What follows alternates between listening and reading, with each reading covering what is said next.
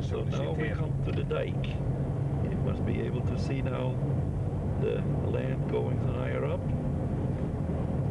And before too long, we'll be able to see the sea on the other side. So this is one of the pumping stations that keep the Flevopolder dry. Now, maybe we will be able to see the ins and outs of it a little bit, but anyway, this is here. If we turn over now, this is the water that is in, and that will have to go then through this to the out over the dike. So now we are on top of a dike and see how the land is going down. See how deep it goes down. Should be able to see that. Hou hem maar zo gerecht, ja. Ik ga die kant op. Dan kom ik bij die haven. Er is straks een hele mooie door links en rechts van jou.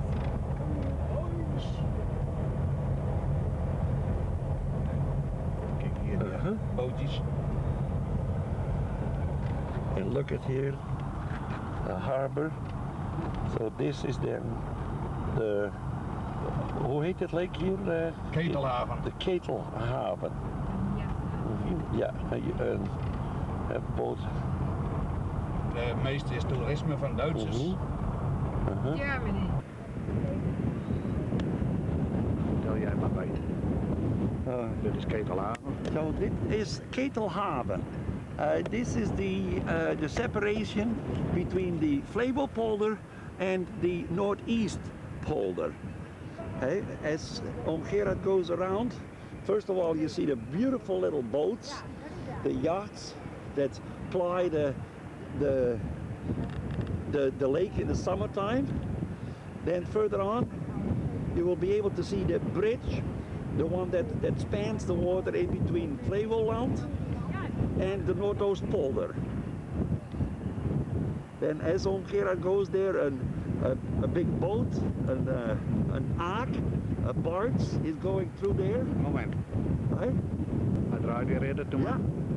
Look at the boats going through the canal. You should be able to see the electricity towers and so on.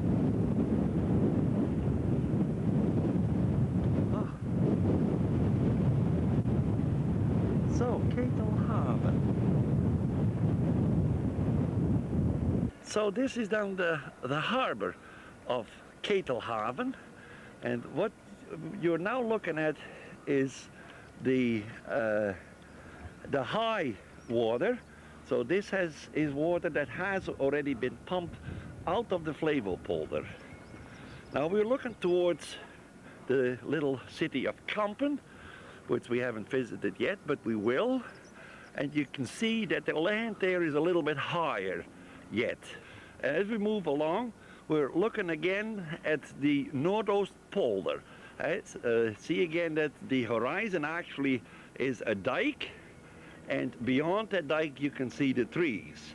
And notice that those trees, they seem to be only a couple of feet high, because don't forget that the base of it is approximately 2 or 3 meters below sea level. Yes, I can. Look at the big birds flying, and I think that you can see now the Dutch flag, which is the most beautiful flag in the world, of course. And cafe restaurant, before too long that will come in there, cafe restaurant, and this is Land's End. It's the very end of the land. Now have a look at that little boat. Isn't that a beautiful little boat? That is a Frisian scootsie, and with that the old fishers went sailing, but also that was used for freight along the lakes and the canals of Friesland.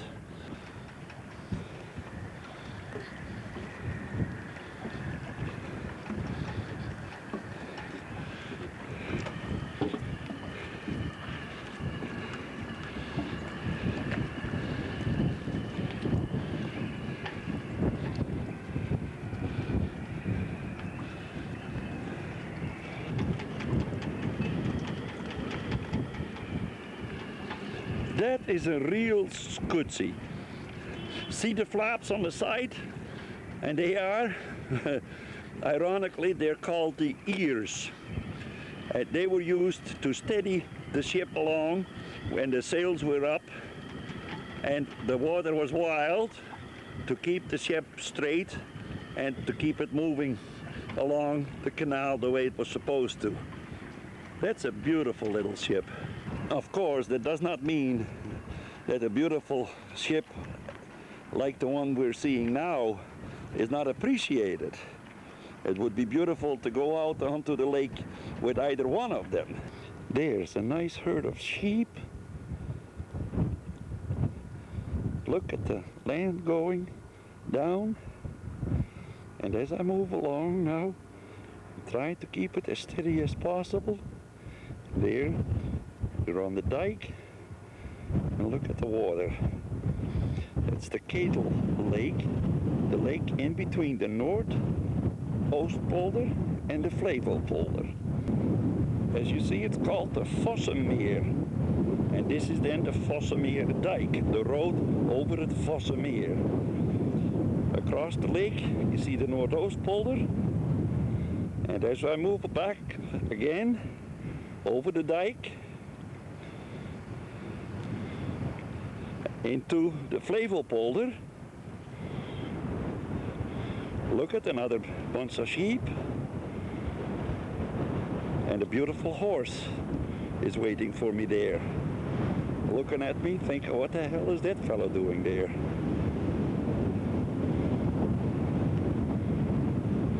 Go on a 360-degree turn, and that is where Oom Gerard's car is. Look, Mom and Oom Gerard, Tante Nieke in there. And they're back again into the polder. Yes, and this is then the lock in between the area of the Flevopolder and the old continental part of the province of Gelderland.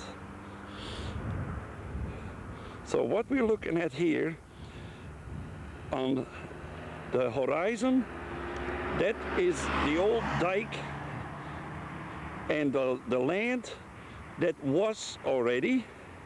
And as I keep turning, we see the dike that is then around the Flevopolder.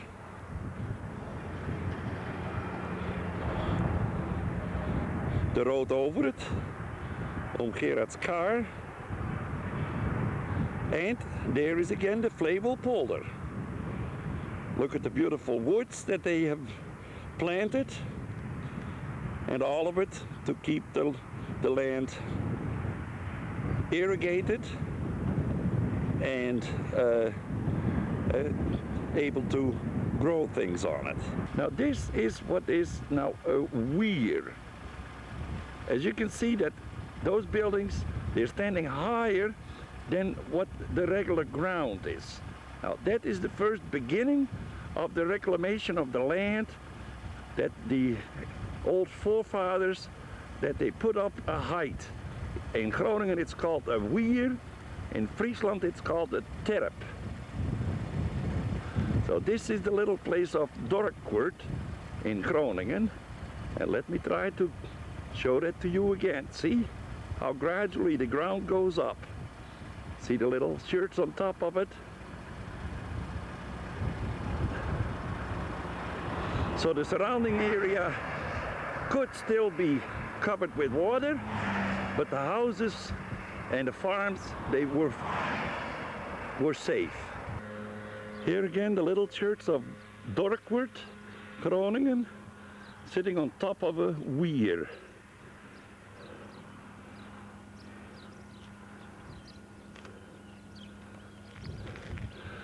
See again how the surrounding area suddenly drops away.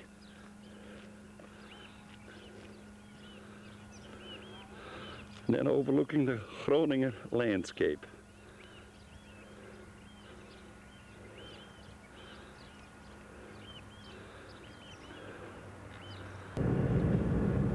Again, another little village on top of a weir. Ja, dat staat allemaal net zo schuin uit, joh. Yeah.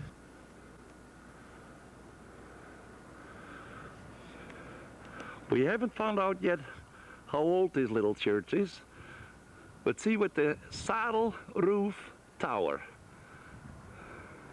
Van met de dubbele werkingen. Uh-huh. Zie je dat? I hope to give you a good idea again the height that this church is sitting on. See how that goes down. It's at approximately 2.5, 3 meters high. A wier. In the Frisian they call it a terp. This was the safe place for them to be when the water was covering the land. Now the water here, look at on the opposite side there's a dike, and then the bridge over it. But then we come on this side of the dike, on this side of the water, and we have another dike, meant to, of course, to keep the water out. Now I keep turning. There's the farmhouse again I showed you on the other side. Here's the new farmhouse, but still the dike, so that it, during high water, that and look at those two grooves in the wall there. That's where they would put the wood or the slabs in it to keep the water out from running into the village.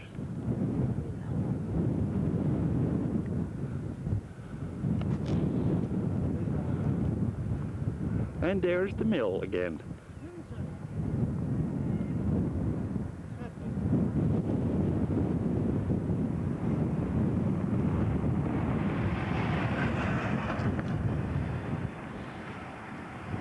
Now, of course, the boats ready to ply the canal to go on the holidays, wherever they'd like to go, wherever they want to go, wherever they can go. Here we're standing again at the bottom of the dike, and look at that old little house that's sitting on top of the dike. In all likelihood, it was the dike watchman, the dike guard, who was living in the house. He had to keep an eye on the water. There's the mill, with Uncle John's car right in front of it. So, and that is a water mill.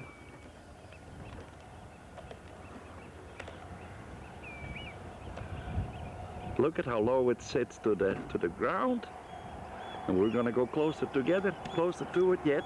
So the water is pumped up, then it is loosed, it is shed into this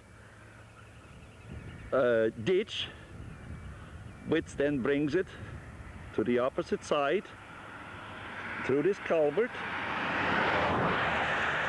to, I'm going to turn around 180 degrees, which is then shed into the canal, which is running around the whole polder. So here again you'll see that the water level of the canal is that much higher as what the land is.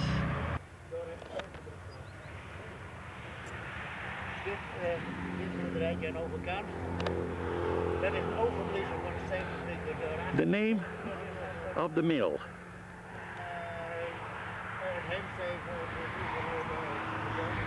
The gentleman just said that this week he pumped with it yet, and we can see it. I doubt whether you can see it, but there is a difference between the color of the grass, where you would be able to see how high the water had been pumped up yet.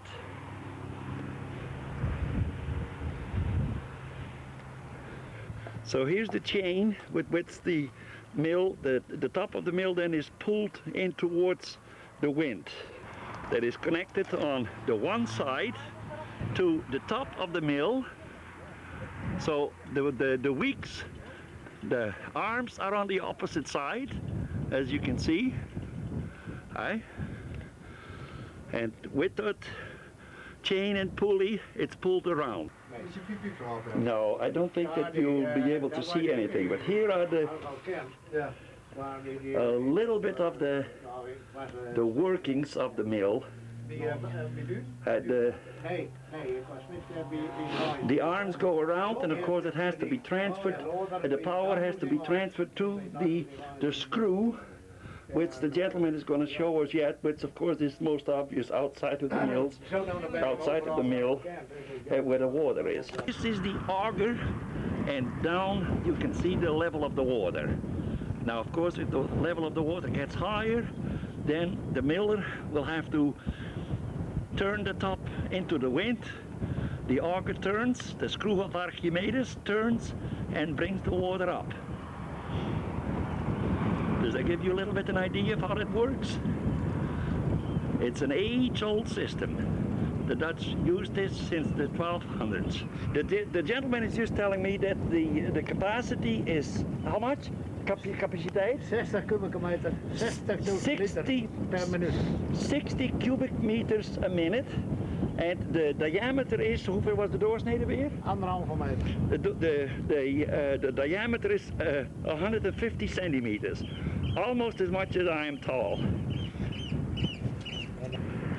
This screw originates from 1924. Now, as a young fellow, I worked on a screw like that that was made of wood. We had to take one little piece out of that and replace it. Die ben ook door Canada geëmigreerd. Die woonde in de Vierste boerderij. The owner of the mill is telling Uncle John all about it. Canada gewoon ben ze met 13 voorkomen. Hallo? Ja, de hond I'll try to go up against the mill again. Look at the arms of the mill. Die zitten in Nederlandia. Look at the touch through, the little windows in it. Gereformeerde, bezworen gereformeerd, zeg maar. Ja. Dat is Amsterdam, Nederlandia, waar een stelletje boerderijen bij elkaar. Maar door de kerk en alles hebben ze door al. Goh, we zijn de rotte kerel van No, de naar de no, auto no, is. no, Op een no. auto naar, dat kennen we. No, no. Nee, anders. Ik heb even zo rondkijken. Ja, dat heb je ook niet. Dit is gewoon elkaar. Dit is erop eigenlijk. Ja. Hoe gaat hij ook weer? Die straat met de van... Ja, de honden ben net in dorp komen te wonen. De jongens, jonge lui die wonen nou op boerderij. Die jongens op boerderij, ja. Ja, hoe is het dan weer? Ja, het mocht niet uit Romeo. Ja, nou, ik weet dat ze stiekem maar, dus verder weet ik het ook. Hij half daar niet gezegd. Ja, zeker. Hij kent ze wel, dus ja. Ja, ik heb hem met de ring in Azanja. Ja, mijn broer die kan ze beter, want die zat altijd in het voetbal. Oh, mijn vaderbroer, mijn oudste broer is vorig jaar overleden. Mr. Van Dijk's mill, the one that he gladly will make for you so you can put it in your own living room. Uncle John's car and the Milner's house.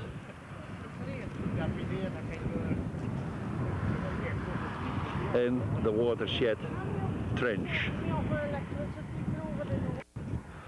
So what it says on here is this mill is ready to be observed. So now we have to go in and have to take a look at it. So there then is the farm in Groningen. There is the house for the hired hand. Here's the land, the flowers in use, and there comes the dike.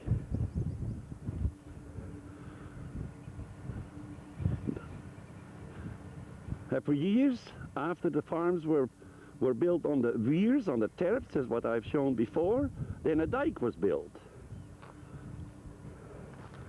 Beyond the dike, eventually, the land again was won by the sea bringing in the clay. Here now, through the dike, they have, of course, have made a road, because beyond that is another polder. And back beyond that, another dike. So I'll try and crawl up on top of the dike to give you a view of both sides. The watchman, the polder,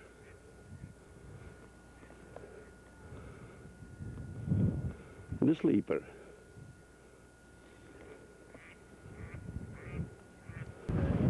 So here we are then at the foot of the last dike. We have to crawl through the gate there and go up that road. Here again we're looking over, and I've just been told that this is then the Juliana Polder. Nobody has any idea how old it is, but in all likelihood it's better than 100 years old already. Can you still see the other dike? You have to look at the roofs of the barns to see that you're only seeing part of the roof.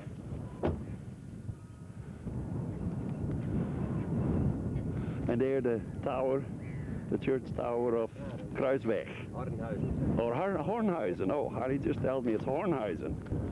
The water level is checked. Here is one of the meters. This is one of the ditches that collects the water. And then, of course, every which way there's a little electric pump now that pumps the water out of the polder. And that's what previously was done by the wooden windmills. So there are the sheep. That probably are the same sheep where in my first story about meeting my cousin I've been writing about. Heeft u die familiehoedschoen verschoond? Now this then is the look, the way the land eventually was won. Right now it is low tide, and I've just been told that with high tide, with a normal high tide, the water level will be to approximately there. This is called a kwelder. And then if and when eventually a dike was built at the A point, somewhere in the distance where the green goes over into the blue of the water, then it would become a polder. With high tide, the water brings in the silt. The farmers or the people responsible for it will try to plant certain types of grasses on here, what you can see. That grass then will keep the silt down on the ground, and over the centuries it will become higher and higher. It is now more than 100 years ago since this dike was built, which then made the Juliana Polder.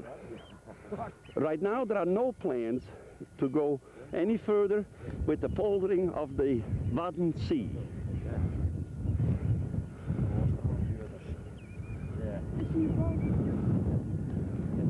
Far on the horizon is the island Schiermonnikoog, one of the Frisian islands, which is accessible by boat 10-15 times a day, and it's a popular vacation oord for the Dutch people. Zie je daar in het midden, heren, die torentjes?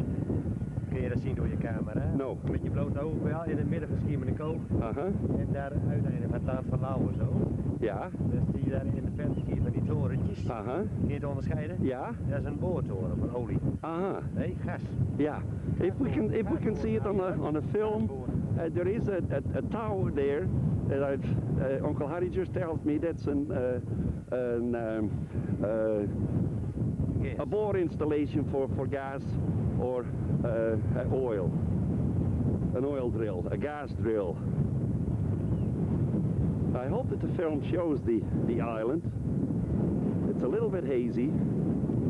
Other than that, the weather is a bit cold, not much sun, and as you see, quite an amount of cloud. So the kwelder, the very last part of the very first part of the process of land reclamation. This is a little bit left over of the second dike.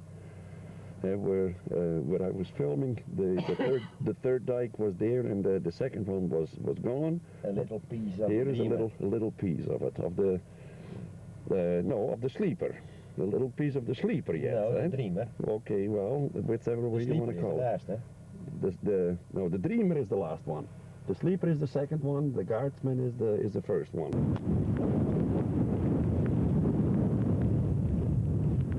The Wadsee, the sluices to shed the water from the inland to the what sea.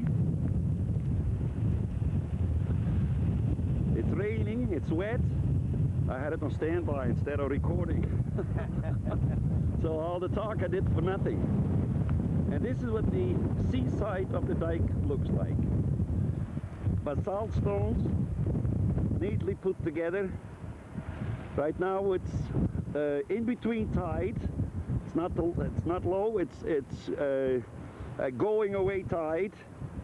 So it'll be lower, and well, in another 4 or 5 hours, of course, it will be higher.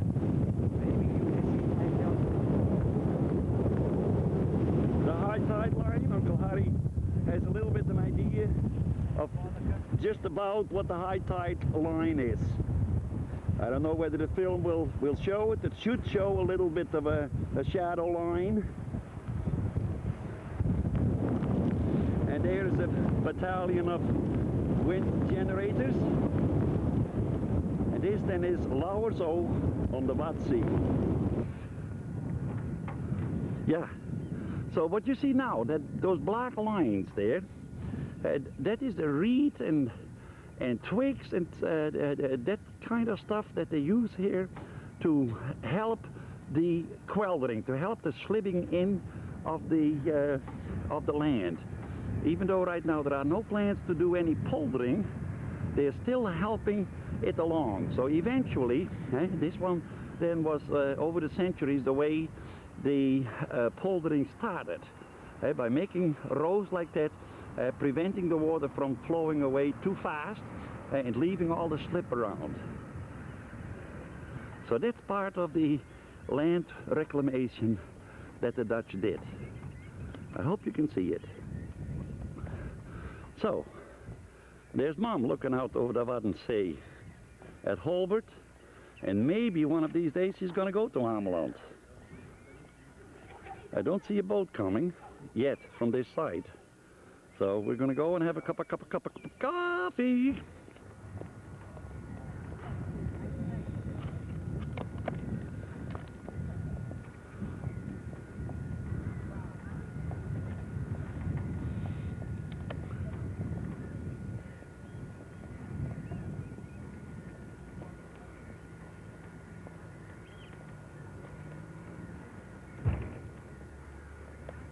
And the horizon in Friesland, you see church towers, church steeples, all the way around, church steeples.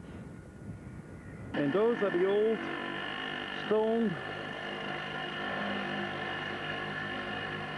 brickwork, the locks that connected the inside of Friesland with the Zuider Sea. Hand operated with the booms.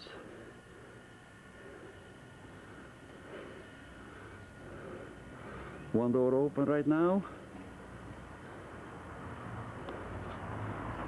And the bridge over it, the swing bridge. And on the opposite side, a balance bridge.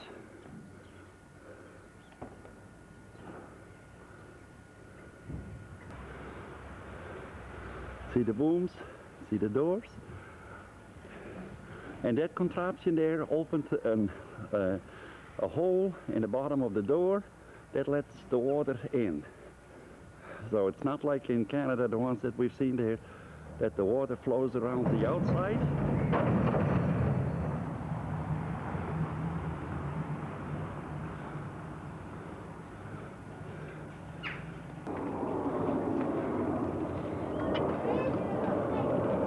The room for the bridge to turn, the steps up, again to the levers that open the doors.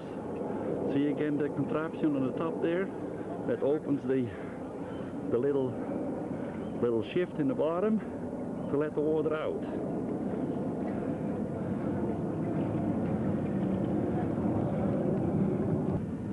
The wall with the high water mark. There was a steel door in it in my time, and I'm going to see if I can find the dates yet of how high the water was at a certain day. The high water mark at 1820 some. And there's another water mark at 18 some. And there's the steel door that was closed then if the water was high.